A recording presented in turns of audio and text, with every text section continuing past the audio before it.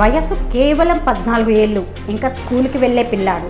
కానీ ఈ పిల్లాడు అడిగే ప్రశ్నలకు ప్రభుత్వ యంత్రాంగమే ఉలిక్కిపడిందా? అసలు ఎవరి అశ్వమిత్? లక్నో గల్లీల నుంచి నేషనల్ న్యూస్ దాకా ఇతని పేరు ఎందుకు మారుమోగుతుంది? లక్నోకి చెందిన ఈ బాలుడి పూర్తి పేరు అశ్వమిత్ గౌతమ్.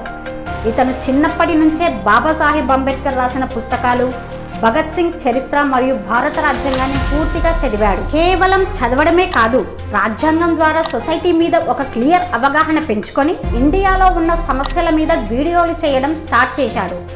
అశ్వమిత్ మాట్లాడే విధానం నచ్చడంతో రోజు రోజుకి ఇతనికి జనాల్లో ఆదరణ భారీగా పెరిగింది.